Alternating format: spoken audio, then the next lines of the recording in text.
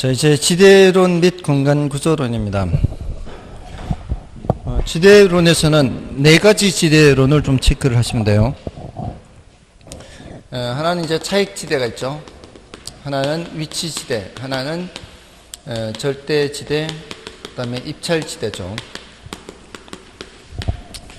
이거 말고도 뭐 지대론이 출제가 안 되는 건 아니에요. 뭐 준지대, 경제지대 뭐 이런 것까지 언급이 되는데 너무 많은 것을 다 해버리면은 오히려 헷갈릴 수가 있죠. 대신 선택한 건 알아야 되죠. 선택한 것도 모르고 안 들어서 모르고 뭐 이러면 안 되잖아요. 최소한 선택한 건 그 특징을 알아야 되죠. 이 위에 두 개의 지대 이론은 고전학파 지대죠. 그리고 이 세 가지는 농경지 지대죠. 이거는 이제 도시 지대로 넘어가고요. 그래서 각각의 그 특징이 차익지대는 농경지 지대에서 차익지대는 비옥도 차이가 지대가 된다라는 거죠. 그리고 위치지대는 위치에 따라 수송비가 달라지죠, 농산물에. 그래서 수송비 절약분이 지대가 된다 이거고. 그다음에 절대지대는 이거는 어떤 토지든지 사유재산제가 허용되는 사회에서 토지 소유 자체로부터 지대가 발생하기 때문에 이 위에 고전학파에서 얘기하는 그 최열등지 한계지에서도 지대가 존재한다는 거죠. 그 다음에 입찰지대는 뭐예요? 경매 붙였을 때 써내려고 하는 최대 금액, 그러니까 토지 이용자가 지불하고자 하는 최대 지불 용역이 바로 입찰지대죠. 자, 그런 내용도 되고요. 다음에 이제 차익지대, 위치지대는 고전학파로서 여기는 지대를 잉여로 본 거죠. 이게 이제 인간의 입장에서 본 거예요. 왜냐면은, 사실은 어떤 생산물을 생산할 때 생산 요소라는 게 들어가잖아요. 노동도 투입되죠. 자본도 투입되죠. 토지도 투입되잖아요. 근데 노동과 자본이 투입된 것이 노동과 자본이 투입돼서 생산량이 생기는 거는 그거는 이제 노동과 자본에 대한 대가로 인간이 가져가면 돼요. 근데 노동과 자본이 투입돼서 생산된 것보다도 더 많은 양이 생산이 됐다는 거는 그거는 누구 때문에 생산이 된 거예요? 토지 때문에 생산이 된 거거든요. 노동과 자본이 투입되어서 생산되는 양을 초과해서 생산된 거는 토지 때문이고 토지는 인간이 만든 물건이에요. 인간이 만든 물건이 아닌 거예요. 토지는 인간이 만든 물건이 아니잖아요.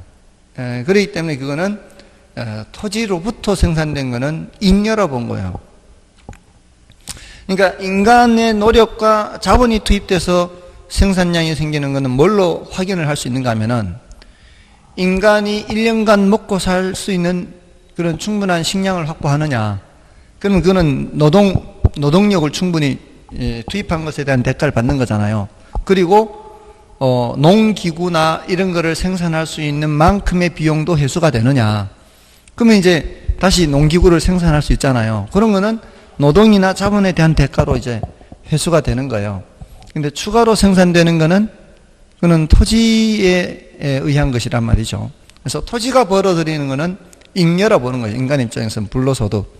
그래서 이 두 이론은 지대라고 하는 것은 생산물 가치에서 각종 인간이 투입한 거, 자본이 투입한 거 각종 비용을 제하고 남는 거는 전부 다 토지의 귀속이 돼요.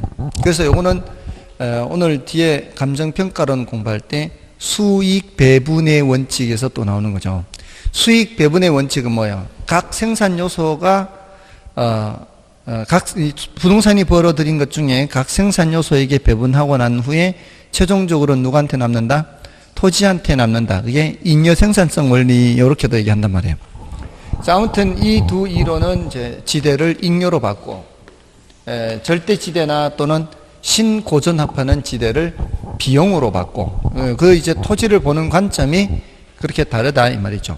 그리고 고전학파는 자연적 특성을 강조하고 신고전학파는 인문적 특성을 강조하고 이렇게 이제 달랐던 거죠.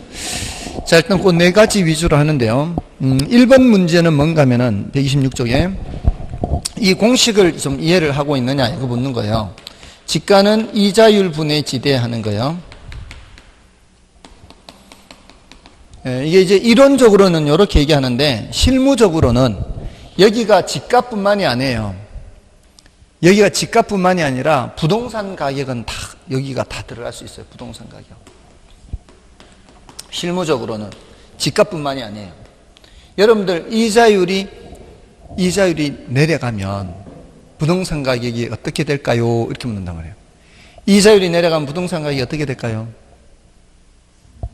부동산 가격이 올라가요. 이게 공식 보고 대답한 거예요? 그냥 동물적 감각으로 대답한 거예요? 동물적 감각으로? 그러면은 괜찮은 거예요. 동물적 감각으로 이 부동산 가격이 올라간다는 거는.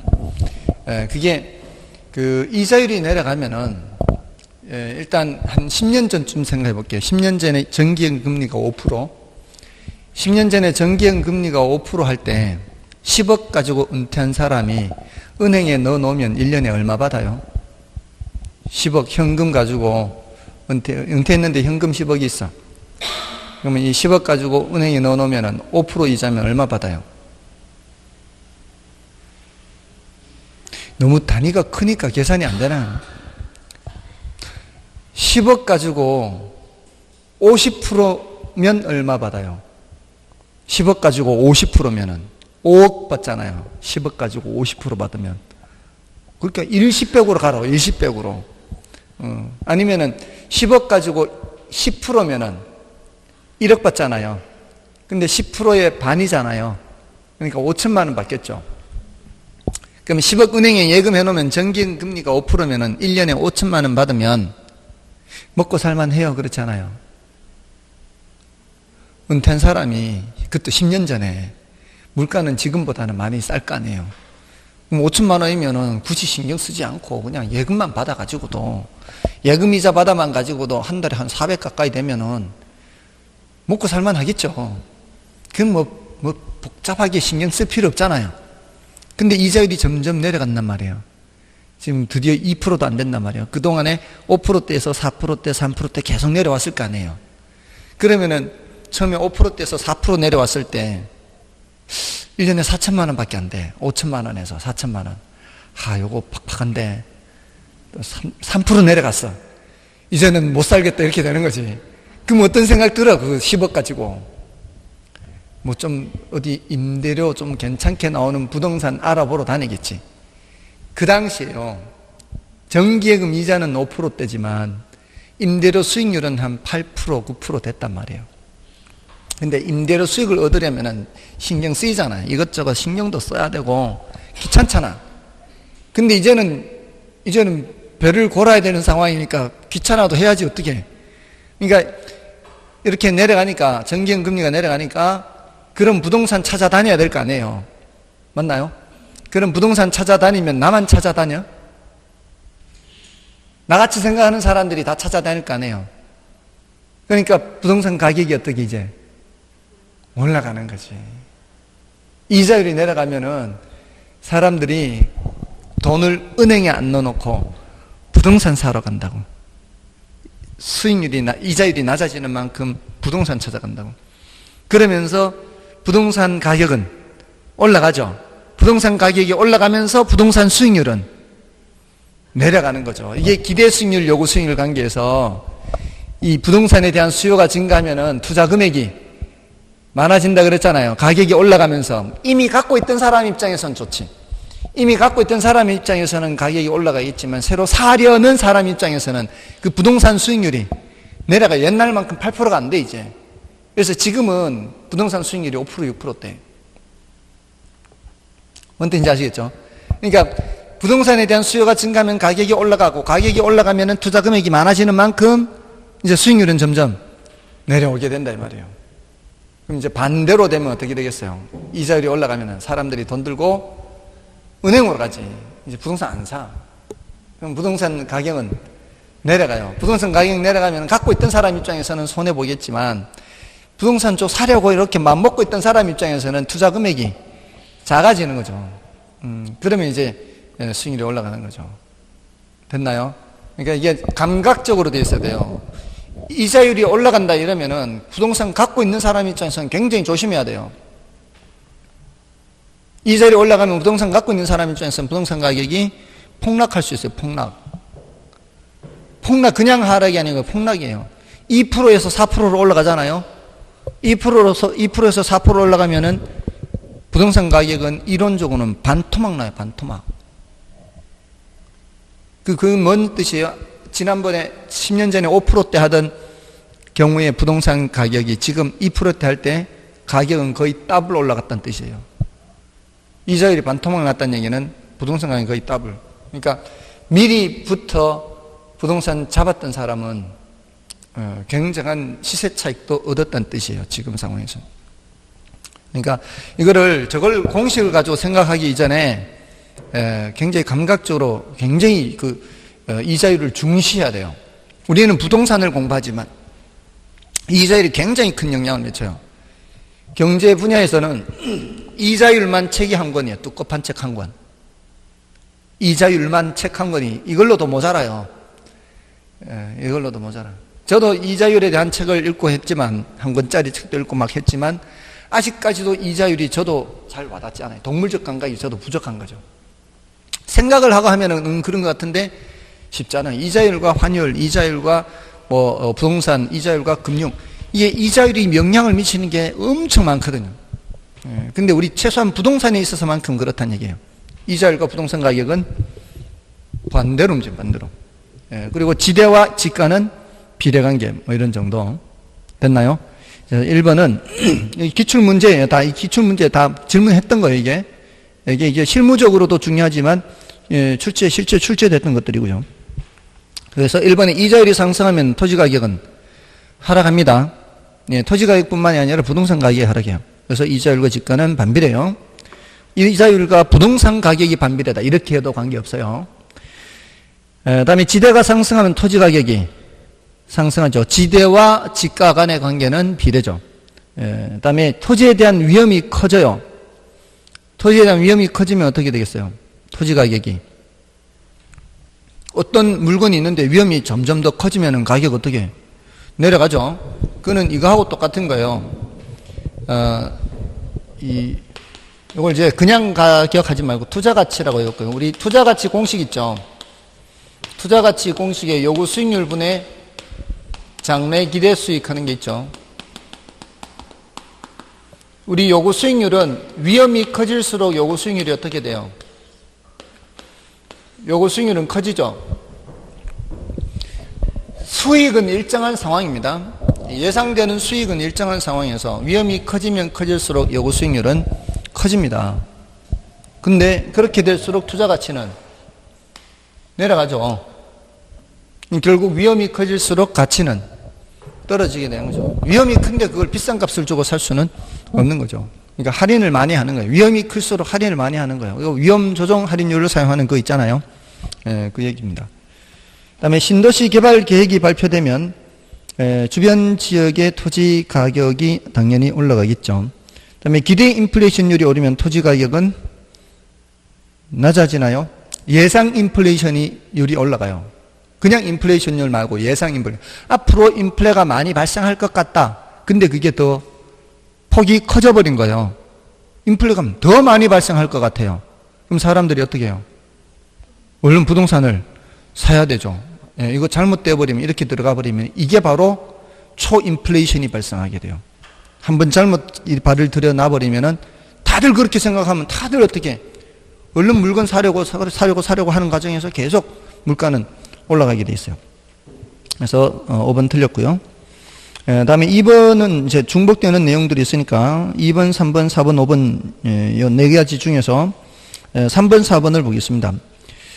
3번의 지대에 대한 다양한 견해들이 다 틀린 것은 1번 친해는 입지교차지대설, 위치지대를 다른 말로 입지교차지대설이라고 하죠. 비옥도가 동일하다고 가정을 하고 수송비 절약분이 지대라고 봤죠. 맞고요. 그다음에 고전학파는 지대를 잉여로 봤죠. 그래서 신고전학파는 지대를 상품 생산에 투입되는 비용으로 봤고요. 그러니까 고전학파는 잉여, 신고전학파는 비용 이렇게 봤고요. 리카도는 고전학파요, 신고전학파요, 차익지대.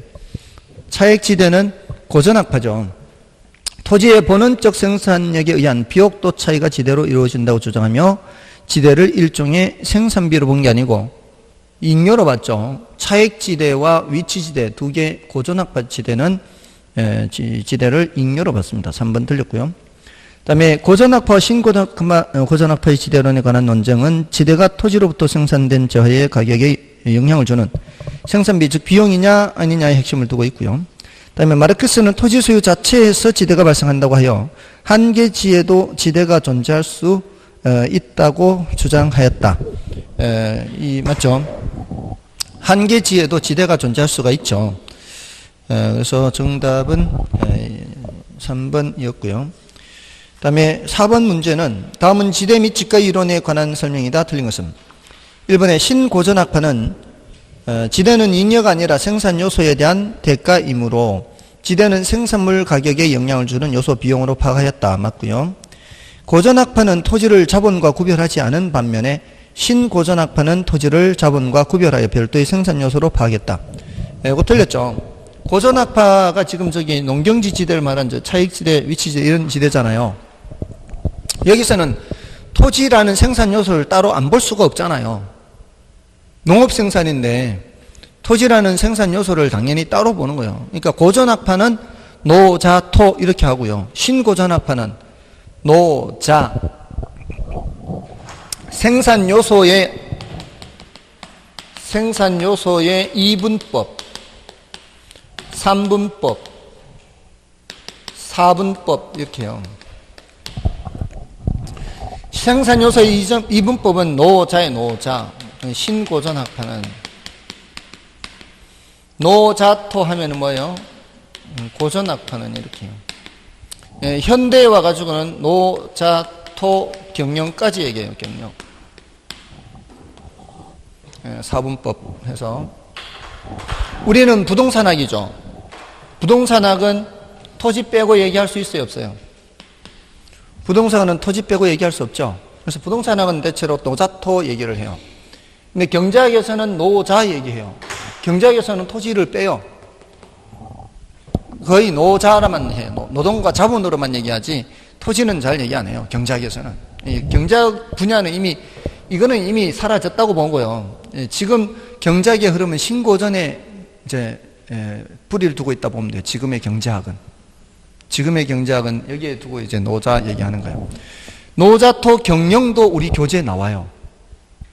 노자토 경영이 나오는데 딱 한 군데 나와요. 오늘 이따가 할 건데요.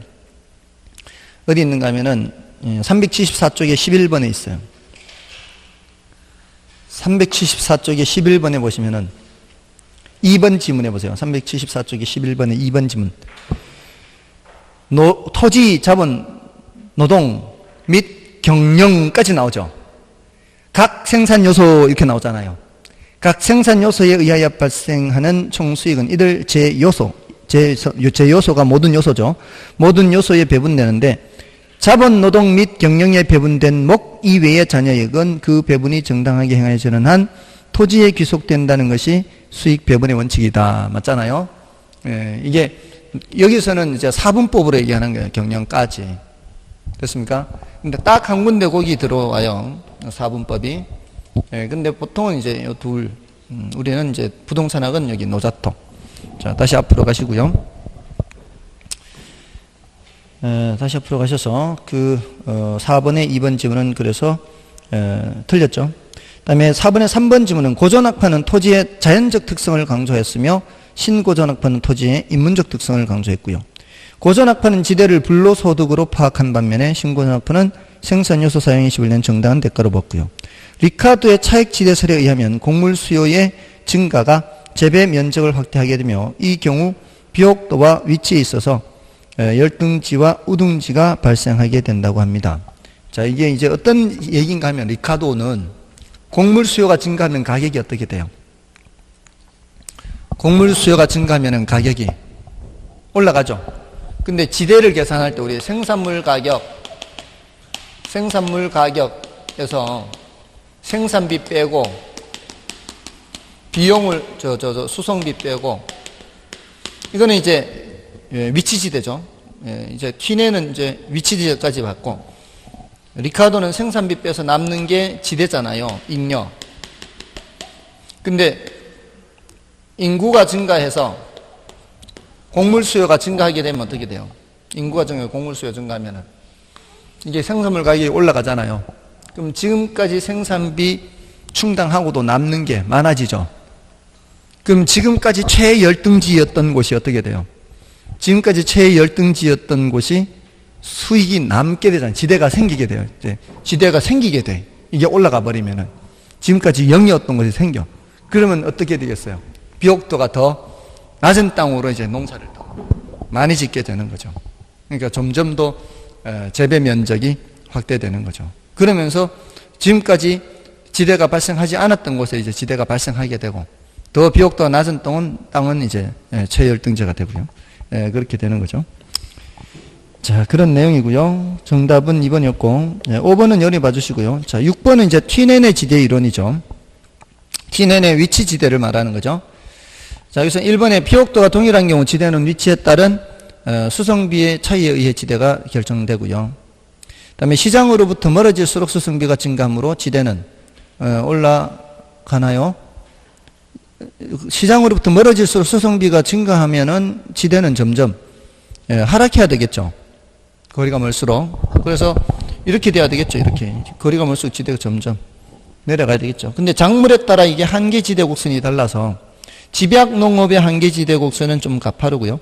조박 농업의 한계 지대 곡선은 완만해서 집약 농업은 안쪽에, 조박 농업은 바깥쪽에 자리를 잡는 거죠. 그래서 3번에 연결되고 있죠. 한계 지대 곡선의 기울기는 작물에 따라 다르고 이 때문에 동시원적 농업 입지가 나타나죠. 그리고 농산물의 가격과 수송비 변화는 지대를 변화시키죠. 농산물 가격이 올라가면 어떻게 돼요? 시장에 갖다 팔 수 있는 가격이 올라가겠죠. 이게.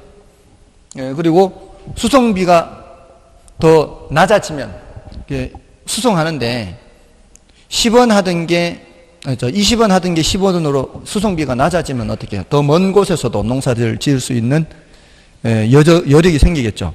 그래서 수송비가 낮아지면은 이렇게 돼요. 이렇게. 수송비가 낮아지면 더 먼 곳에서도 이제 수송비 부담이 줄어드니까 시장에 갖다 파는 가격은 변하지 않아도, 갖다 파는 가격은 그대로 있어도 수송비 부담이 적으니까 더 먼 곳까지 농사 지을 수 있잖아요. 이게 변화시키죠. 지대를 변화시킬 수 있어요. 그다음에 이제 고립국 모형에서 폐쇄 경제를 가정하여 입지 교차의 지대론을 전개했죠. 이게 고립국 모형이라고 하죠. 그 이유는 도시가 여기 있으면은 그 주변에서 농사를 짓는데 농산물을 다른 데로 수출해요, 안 해요? 다른 데로 수출 안 하죠. 다른 데서 수입해요, 안 해요? 수입도 안 해요. 여기에서만 이제 이렇게 수송해 가는 거죠. 그래서 고립국 모형이라고 하죠. 됐고요. 그 다음에 7번 문제는 앞에서 이미 받는 거나 다름없어요. 그 7번은 앞에 107쪽의 3번과 같아요. 107쪽의 3번과 같으니까 꼭 함께 보시고 풀면 돼요. 그 다음에 이제 8번을 보시면은 답은 지대 이론에 대한 설명이다. 틀린 것은 1번에 튀네는 지대 결정이 토지의 비옥도만이 아닌 위치에 따라 달라지는 위치지대 개념을 통해 현대적인 입지 이론의 기초를 정했다. 자, 현대적인 입지 이론 이렇게 나오죠. 현대적인 입지 이론이라는 게 뭐겠어요? 현대적인 입지 이론이라는 거는 도시지대론, 도시. 현대적인 농경지 말고. 근데 농경지의 경우에 비옥도도 중요하고 위치도 중요하잖아요. 근데 비옥도를 강조한 차익지대는 도시지대에서는 의미가 없죠. 도시지대는 위치가 중요하니까. 그러니까 튀네네 위치지대는 이제 현대적인 지대 이론에 영향을 많이 미친 겁니다. 그 다음에 입찰지대 나왔네요. 입찰지대 뜻은 알아두셔야 된다 그랬죠. 입찰지대란 단위 면적의 토지에 대하여 토지 이용자가 지불하고자 하는 최대 금액으로서 초과이윤이 뭐가 된다? 초과이윤이 0이 되는 거죠. 초과이윤이 0이 되는 수준의 지대를 입찰지대 이렇게 하죠. 그 다음에 위치지대설에서는 비옥한 토지 한정, 수학체감 법칙 등을 가정한다. 위치지대, 이거는 수송비를 강조한 거잖아요. 근데 비옥한 토지 한정, 수학 체감의 법칙 이런 걸 강조하는 것은 차익지대죠. 차익지대. 그래서 틀렸어요. 그다음에 생산 요소 간의 대체가 일어날 경우 일반적으로 입찰지대 곡선은 우하향이면서 원점을 향해 볼록한 형태를 지니게 된다. 자, 입찰지대를 얘기할 때 입찰지대는 이제 주상공 한다 그랬잖아요. 주거용, 상업용, 공업용. 그래서 제일 안쪽은 상업용, 그 다음은 주거용, 그 다음은 공업용 이렇게 하는데 업종이 3개밖에 없을 때에는 꺾인 선 3개가 되는 거잖아요. 근데 생산 요소 간 대체가 되면서 무수히 많은 업종이 있으면은 이렇게 접하면서 어떻게 했나 이렇게 부드러운 곡선이 된다 그랬죠. 원점을 향해서 볼록한 형태가 된다 그랬어요. 그래서 맞고요. 그다음에 단일 도심 도시에서 상업용 토지 이용이 도심 부근에 나타나는 것은 상업용이 도심 근처에 있어요. 이거는 상업용 토지 이용이 단위 토지 면적당 생산성이 높죠. 그리고 생산물 단위당 한계 운송비가 크기 때문에 그렇습니다. 단위 토지 그 면적, 토지 1제곱미터당 그 생산되는 부가가치라는 측면에서 보면은 농업 생산이 크겠어요? 공업 생산이 크겠어요? 상업 생산이 크겠어요? 당연히 상업 생산이 더 크니까 도심에 자리 잡는 거죠. 제일 돈을 많이 벌 수 있다 이 말이죠. 토지 1제곱미터당 돈을 제일 많이 버는 게 상업용이에요. 그리고 단위당 한계 운송비도 크기 때문에 외곽으로 가면은 그만큼 메리트가 떨어진다는 거죠. 그래서 접근성이 좋은 도심의 자리를 잡는 거죠. 그래서 맞고요. 정답은 몇 번이었죠? 2번이었나요? 3번이었나요? 3번이었고요. 그다음에 9번은 이제 방사형 교통망 이런 말이 나오는데 이거는 이제 방사형 교통망이 어떤 것인지 그 의미만 알면 되겠어요. 이게 뭐 자주 나오는 것은 아니고 이런 단어의 뜻만 알면 되니까. 방사형 교통망의 단어 뜻이 뭐예요? 방사형 교통망은 부채살이 펼쳐지듯이 생기는 그런 교통망이죠. 부채살 펼쳐지는 모양. 그래서 이렇게 부채살 펼쳐지듯이 그렇게 교통망이 생기면은 외곽에서 안으로 들어오기도 쉽고 안에서 외곽으로 나가기도 쉽죠. 그러면은 외곽을 이용하는 사람들이 더 많아지겠죠. 그럼 외곽의 땅값이 어떻게 되겠어요? 외곽의 땅값이 더 올라가겠죠. 그러면 기존의 이런 형태에서 방사형 교통망이 확충이 되면은 이런 식으로 지가 구조가 이렇게 돼서 외곽을 더 많이 이용하지 않겠어요? 외곽으로 더 이제 확장이 될 겁니다. 자, 이런 구조가 될 거예요. 방사형 교통망이 확충이 되면은. 그러면은 1번에 도심부에서 외곽에 이르는 지가 경사도가 심화되어 완화되는 거예요. 완만해지는 거죠. 도심에서 외곽에 이르는 지가가 더 완만해져요. 그래서 1번 틀렸고요. 도심부 대비 외곽 지역 지가가 올라가요, 내려가요? 올라가죠. 그러면은 도심부 토지 이용 밀도가 상대적 상승이다. 도심부 토지 이용 밀도는 어떻게 되겠어요? 상대적으로 내려가죠. 왜 사람들이 외곽으로 나가니까 도심의 밀도는 낮아집니다. 그 다음에 외곽 지역에서의 이용 주체별 단위 토지 사용량 증가. 이용 주체별 해서 이용 주체별 1인당 토지 사용량. 외곽의 토지는 한정돼요. 토지는 절대로 양을 늘릴 수는 없잖아요. 토지는 한정되어 있는데 여기 찾아와서 이용하는 사람이 많아지는 거 아니에요. 그럼 1인당 토지 사용량은 똑같은 넓이의 토지가 있는데 한 사람이 이용할 때 하고 두 사람이 이용할 때 하고 세 사람이 이용할 때 하고 1인당 토지 사용량은 점점 어떻게 돼요? 1인당 사용량은 작아지지. 사람이 많이 늘어나면은 1인당 토지 사용량은 좁아지는 거예요. 널찍하게 쓰던 걸 이제 좁게 써야 된다고. 됐나요? 착각하기 쉽죠? 굉장히 착각하기 쉬워요. 조심해야 돼요.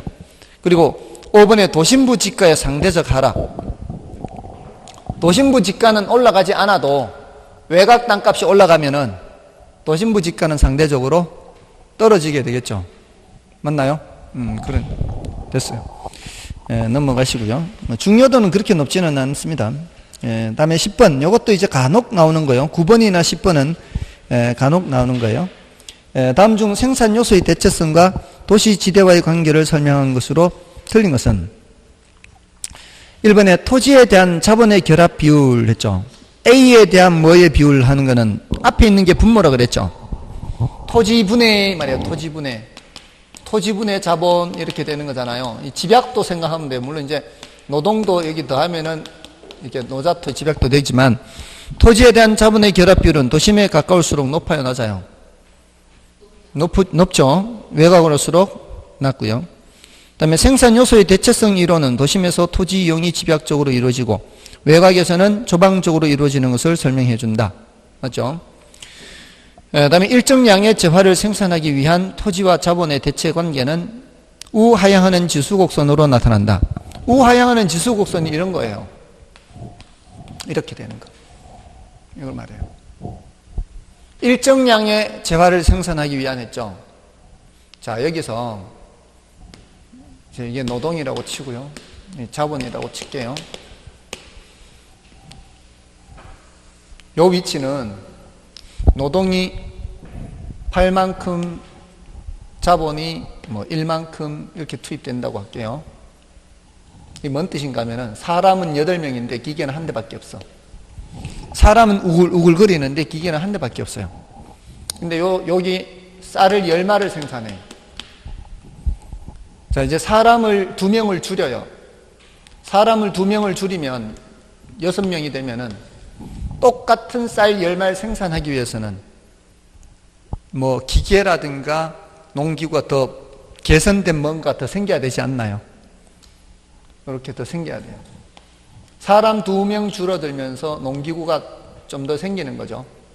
1.5 이렇게 0.5 정도 늘었어요. 다시 사람을 2명 줄여요. 4명으로. 그럼 여기에서 여기 오는데 또 10말 생산돼요. 그러면은 처음에 줄어들었을 때 자본이 요만큼 늘어나면 됐어요. 요만큼. 근데 이제는 자본이 많이 늘어나야 돼요. 한 3 정도, 1.5, 2.5 뭐 이런 정도. 처음에 늘어났던 것보다 자본이 더 많이 늘어나야 돼요. 점점 줄면 줄수록 어떻게 될까요? 사람이 이제 2명으로 줄어들어요. 그러면은 기계의 성능이 훨씬 더 좋아야 돼요. 왜냐하면 점점 더 사람이 주면 사람이 해야 될 게 점점 사람 숫자 줄어드니까 기계 성능은 훨씬 더 좋아야 몇 말 생산할 수 있어요? 10말 생산할 수 있어요. 실제로 그렇잖아요. 예전보다 지금 농사 짓는 사람이 많이 줄어들었잖아요.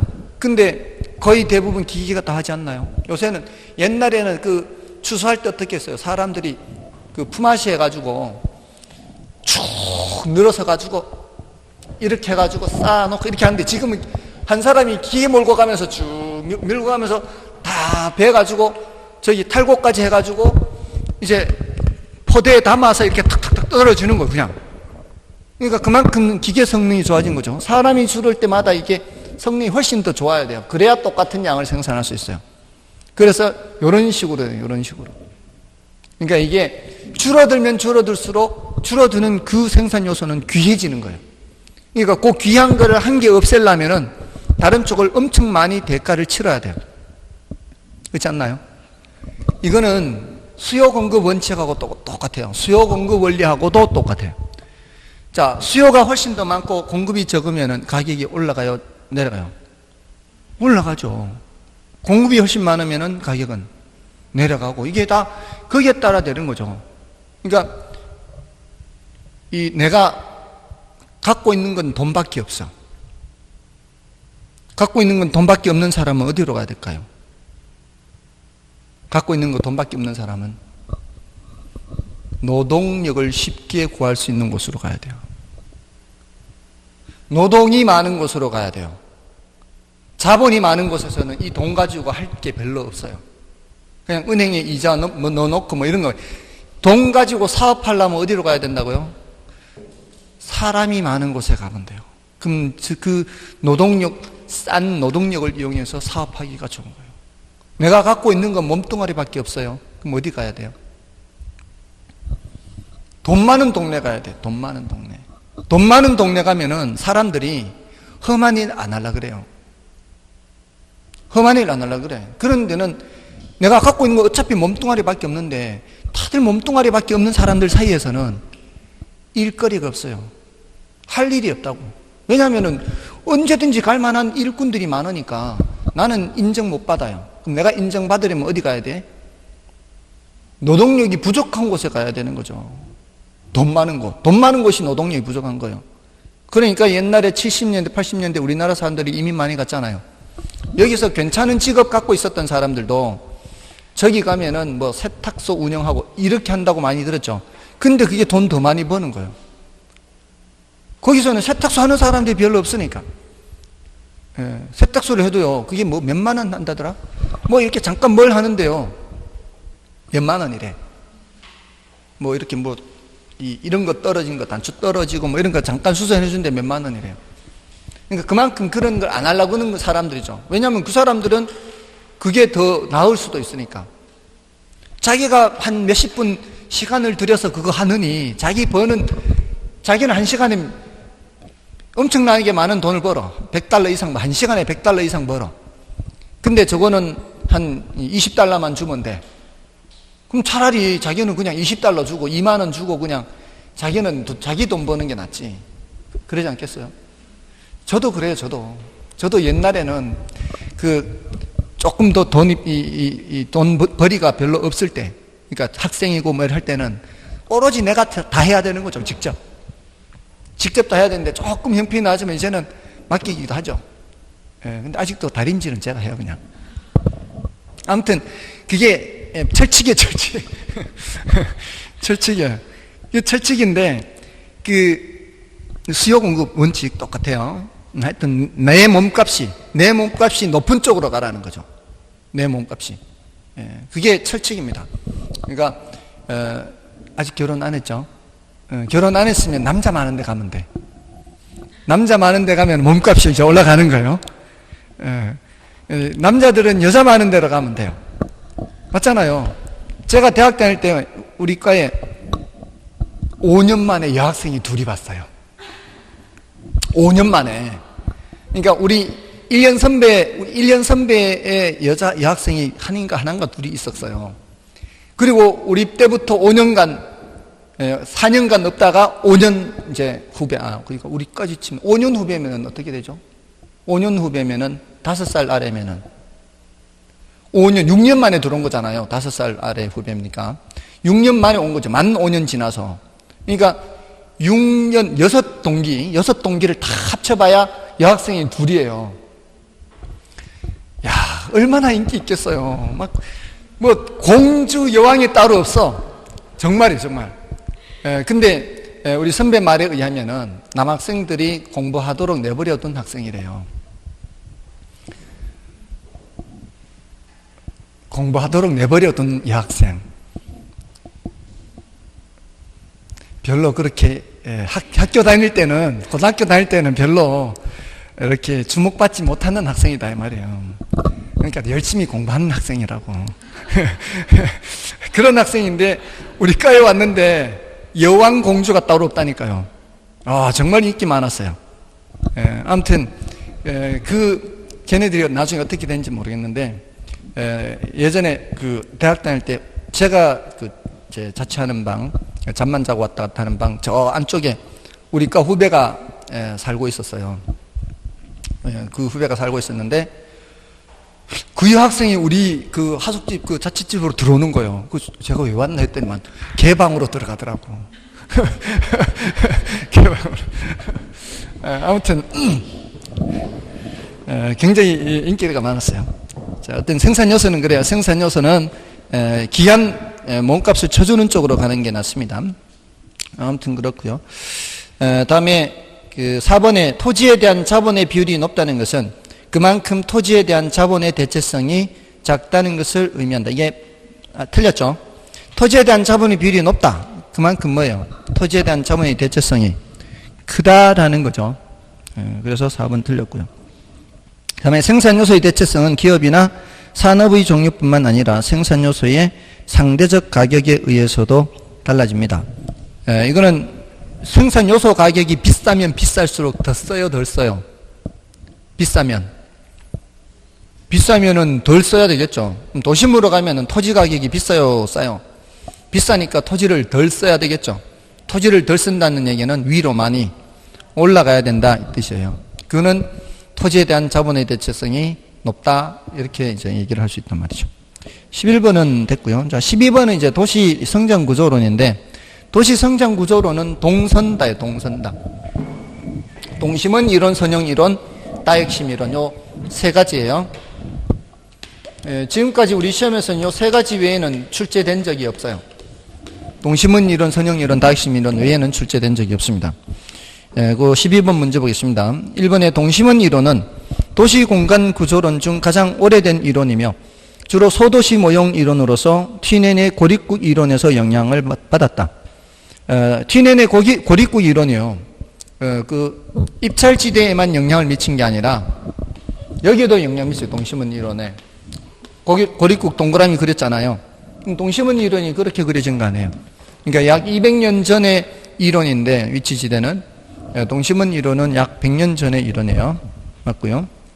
그 다음에 선형 이론에서는 주거 분리를 설명하고 있으며, 주거 분리에서는 이제 고급 주택지와 저급 주택지가 분리되는 거죠. 그래서 고급 주거지는 교통 노선 중에서 가장 빠른 노선을 따라 발전하는 경향이 있음을 설명하고 있다. 맞죠? 그 다음에 다핵심 이론은 현대적 대도시 및 신도시의 기능별 분할을 설명하는 데 유용하죠. 근데 중심 업무 지역과 다핵의 성격은 유사하다. 이 말이 안 되죠.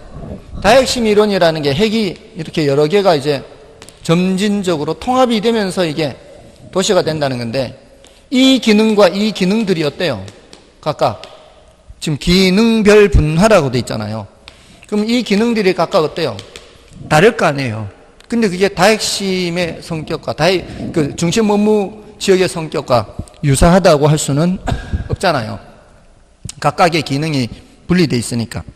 그래서 3번 틀렸고요. 그 다음에 최근 자동차의 현장 발달로 종래 도시 내부에 집약되어 있던 업무시설과 주택이 간선도로를 따라 입지하는 경향이 있다는 것은 유상도시 이론과 비슷하다. 이거는 아직 출제된 적은 없어요. 유상할 때 유자가 매듭 유자라고 말씀을 드린 적 있죠. 이건 아직 출제된 적은 없는데 유자가 매듭 유자예요. 매듭 모양. 유상이라는 게 모양 상징잖아요. 매듭 모양이란 뜻이에요. 이게 리본 이론의 영어로는 매듭 지어서 리본처럼 생겼는 것처럼 이 간선도로가 또 이제 펼쳐져 있는 거죠. 근데 기존에 도심에 있던 그런 업무시설들, 주택 같은 것들이 이 자동차가 발달하면은 어떻게 해요? 쉽게 접근성이 쉽게 이제 이렇게 접근성이 좋아지잖아요. 그러니까 도심을 벗어나서 좀 간선도로 근처에 있어도 크게 문제가 되는 것은 아니죠. 이런 것들이 이제 유상도시 이론이고요. 다음에 다핵이 성립하는 이유에는 활동에 따른 특정 시설의 필요. 여기 다핵의 성립 이유 4가지를 좀 기억하고 있어야죠. 특정 시설 필요, 요거 하고, 업종에 따른 지대 지불 능력 차이, 지대 지불 능력의 차이, 요거는 이 금융업종 같은 거는 도심에 자리 잡죠. 공업 같은 경우는 외곽에 자리 잡고 그런 것들이고요. 또 동종업종의 집적 이익 추구, 이종업종의 이해 상반, 요 4가지 다 나왔죠. 맞고요. 정답은 3번이고요. 다음에 넘어가시면은 13번은 열이 봐주시고 14번을 보겠습니다.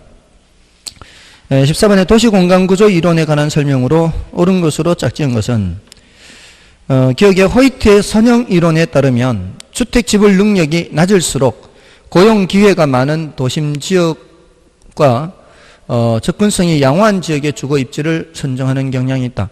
선형 이론은 교통망을 강조한 거잖아요.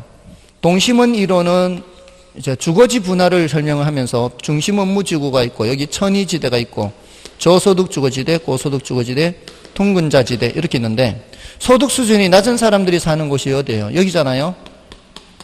천의지대도 어때요? 천의지대. 천의지대도 소득 수준이 낮은 사람들이 살겠죠. 주거 환경이 안 좋고 범죄 발생 빈도가 높아요. 그러면 이 일하는 곳은 여기잖아요. 일자리를 구할 수 있는 곳은. 그러면 일자리 근처에 있는 사람이 누구예요? 소득 수준이 낮은 사람이 있는 거잖아요. 그래서 요거는 호이트의 선형 이론을 설명하는 게 아니라 동심원 이론을 설명하는 거죠. 그리고 오히려 그 호이트의 선형 이론에서는 주택 지불 능력이 높을수록 어디에 자리 잡아요? 접근성이 양호한 곳에 자리 잡잖아요. 이 선형 이론에서는. 그래서 기억은 틀렸고요. 그다음에 니은의 헤이그의 마찰 비용 이론 나오죠. 헤이그의 마찰 비용 이론은 참고로 좀 알아두시는 정도요. 3번 시험에 언급이 됐는데 한 번도 정답 지문으로 출제된 적은 없어요. 그래서 이 마찰 비용이라는 거는 도시 외곽에서 도시로 갈 때 지대와 교통비 이런 이제 비용이 발생한다는 거예요. 지대와 교통비는 비용이 발생한다는 거예요. 그래서 이게 거리가 멀수록 교통비가 늘어나죠. 거리가 멀수록 교통비는 늘어나는데 지대는 낮아질 거 아니에요. 또 안으로 들어갈수록 교통비는 줄어들겠지만 지대는 올라가겠죠. 그러니까 어느 정도의 이 마찰 비용은 발생할 수밖에 없습니다. 니은은 옳은 표현이고 참고로 알아두시고요. 그 다음에 디귿의 버제스의 동심원 이론은 거주지 분화 현상의 연구를 통하여 도시 팽창이 도시 내부 구조에 미치는 영향을 설명했다. 맞죠? 버제스는 이게 다 원래 거주지죠. 거주지가 이렇게 분화되는 현상을 설명을 했죠. 맞고요. 그 다음에 해리스와 울만의 다핵심 이론에 의하면 도시는 하나의 중심이 아니라 여러 개의 전문화된 중심으로 이루어지죠. 4개 핵 있죠. 4개 핵. 아까. 그래서 그 밑에 미음에서도 연결되는데요. 다핵심 이론에서는 지대를 지불하는 능력의 차이와 유사한 활동에 집중하는 성향, 이런 것들 도시의 다핵화 요인에 포함되죠. 요거 2개 말고도 뭐가 더 있어요? 요거 2개 말고도 이종 업종의 분산지향성, 비양립성이잖아요. 그것도 있고, 뭐도 있어요? 특정 시설을 필요로 하는 경우, 특정 위치나 시설에 자리 잡는 것도 있잖아요. 그 4가지. 그래서 니은, 디귿, 리을이 맞는 거고, 기억과 미음은 틀렸죠. 자, 넘어가시면 이제 지대론도 있고, 도시공간구조론도 있는데, 17번을 한번 확인해 보겠습니다. 기출문제는 어떤가 확인해 볼게요. 17번에 도시공간구조 이론에 관한 설명으로 옳은 것은 1번에 도시공간구조의 변화를 야기하는 요인은 교통의 발달이지 소득의 증가와는 관계가 없다. 소득과도 관계가 있죠. 소득 수준에 따라서 거주하는 위치가 달라지죠. 그 다음에 버제스는 도시 성장과 분화가 주요 교통망에 따라 확대되면서 나타난다고 보았다.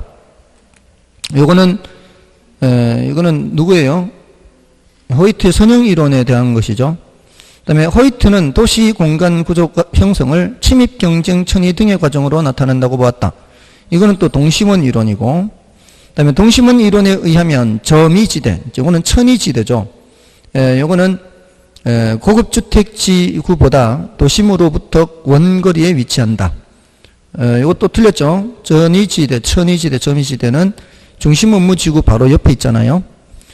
그 다음에 다핵심 이론의 핵심 요소에는 공업 기능이나 소매 기능, 고급주택 또는 저급주택, 이런 여러 가지 기능별 분화가 이루어지죠. 그래서 도시 성장에 맞춰 핵심의 수가 증가하고 특화될 수 있다. 5번이 맞는 말이고요. 자, 이제 뒤에 감정평가로는 좀 쉬고 하도록 하겠습니다. 감정평가는 페이지가 300, 몇 페이지죠? 362쪽이죠. 좀 쉬겠습니다.